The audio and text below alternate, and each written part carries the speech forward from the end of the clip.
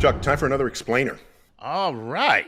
Now I love explainers. You've been loving the explainers. They stick with me, man. They're very cool. Okay, so I got one here. You ready? Go ahead.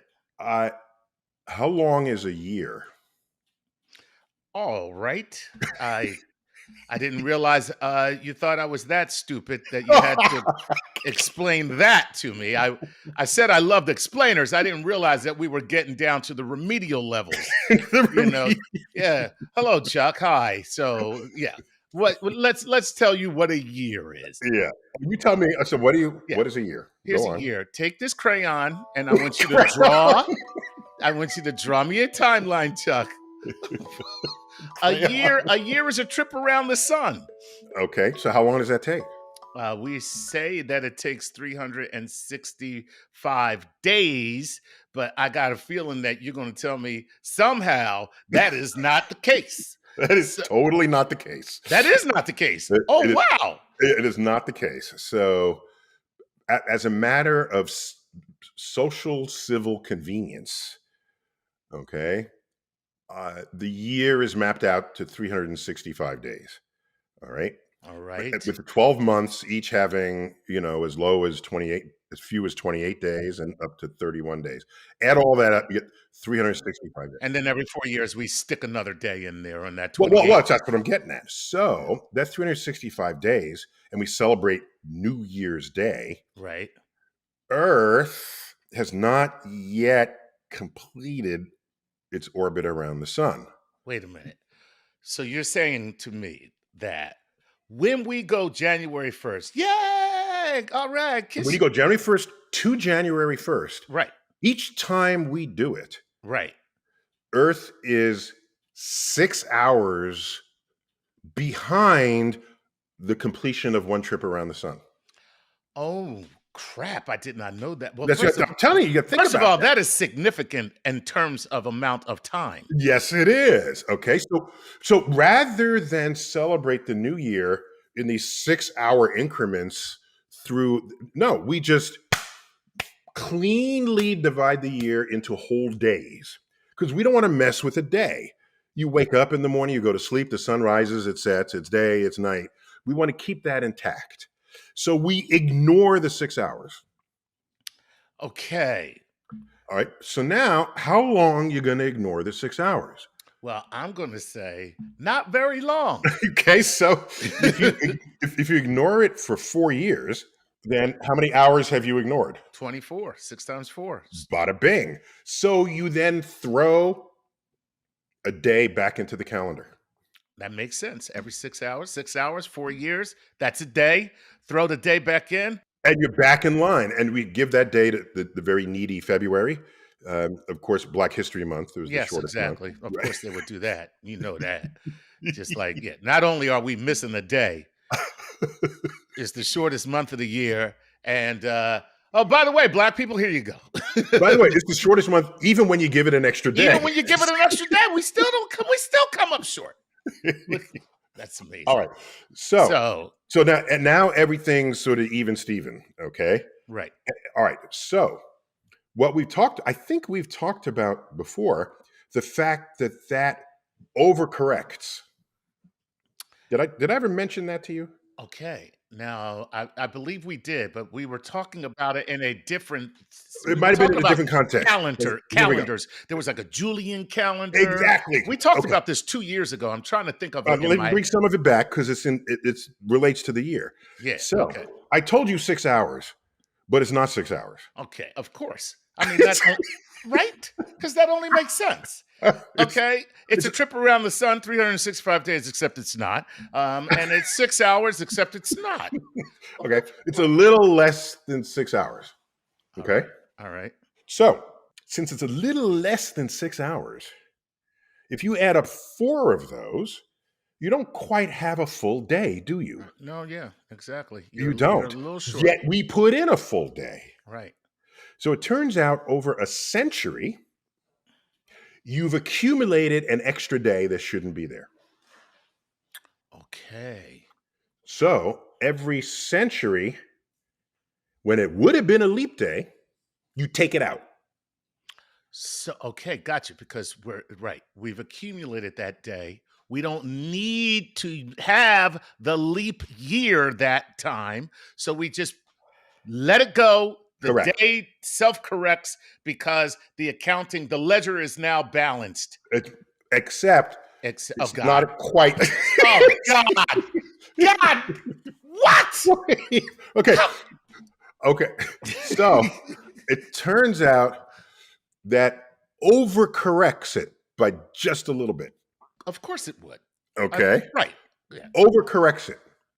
So over 400 years, there's a day that should be in there that isn't. Okay. Okay.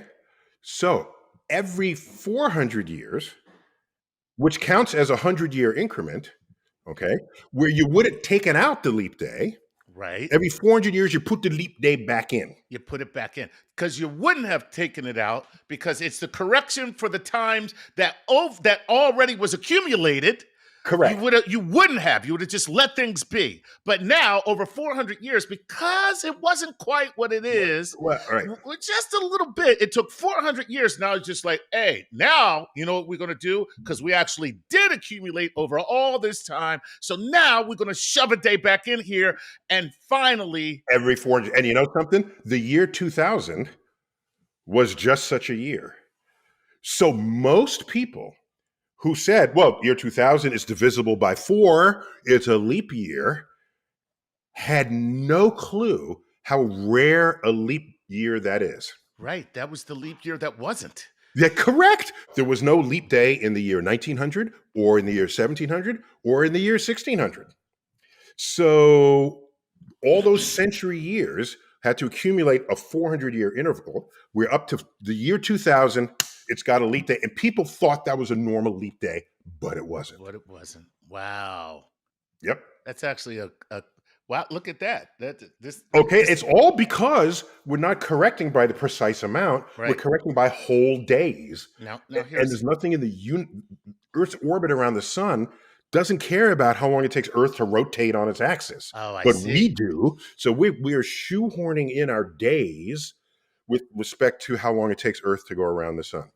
But wait, Oh, okay. oh, Okay, so that year is the time it takes the sun's and Earth's relationship to repeat in such a way that the seasons stay attached to the months of the year we've given them to.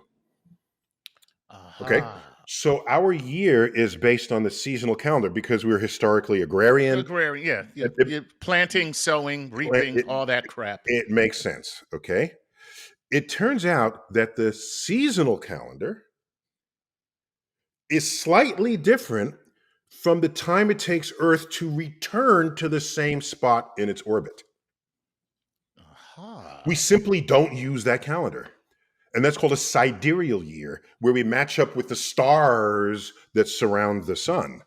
But our seasons don't match up with the stars. And the stars migrate through the year. Spring will always be in March, but the sky you see in the springtime in March Right. will shift against the calendar because that's not the year that we're based on. Right. Exactly. Okay. So whatever year you're based on that repeats every year, other accountings will then shift relative to it. And so when we return to our spot in space relative to all the stars, that's a different length of time than the time for us to repeat the seasons. Right. And so we have a seasonal year. That's the year we know and love. Then it's called the sidereal year. Sidereal just simply means star. Right. Okay. That's the year where you look up and you have to find a point, and we've got to return to that point. To that point. And if Right. we did that, then the seasons would drift. The stars would stay where they are. Right. Right. But, Okay. Right. But we'd be getting a little, but we don't have to worry about that anymore because we have climate change. So we have solved that problem. Solve the calendar problem. We solved the calendar problem. Ain't no winter. There's no nothing, baby. Okay. But wait, there's another kind of year. Okay. Okay. Earth is an ellipse in its orbit. Right. Okay. So That means sometimes it's closer to the sun and sometimes it's farthest, right? We're closest to the sun in July, farthest in January, early January. Right. So that ellipse precesses around the sun. So in other words, if you step back and look at the ellipse orbit around the sun and watch it like for thousands of years, that entire ellipse will turn around the sun. Okay? It's called precession. There are various kinds of precession. That's one of them.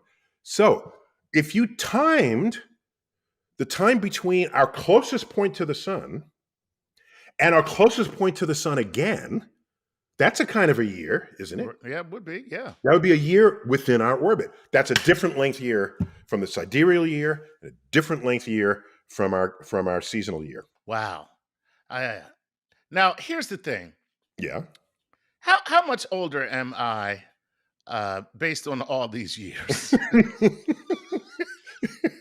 It's a very small difference between them. Oh, But okay. yeah, it's not right. Yeah. No. I'm just seeing if I can cheat the system. Yeah, just consider that what we chose as a year is in a sense arbitrary. Not that the length of the year is arbitrary, but we had a choice of 3. Right. And we don't care about whether the stars in March stay the stars in March. We care that March always has spring. That's it. At least in the northern hemisphere, right? Yeah, exactly. So there you go. That's a years in a nutshell. That was good stuff. I'm gonna say, when you started off with what is a year, I was kind of like, you lost it, bro. You finally lost it. He's finally gone. But you pulled it out. I gotta tell you, you pulled it out. This was a good one. This was That's a good kind of one. the whole point of these explainers. That's true. That's true. This has been another Star Talk explainer. As always, keep looking up.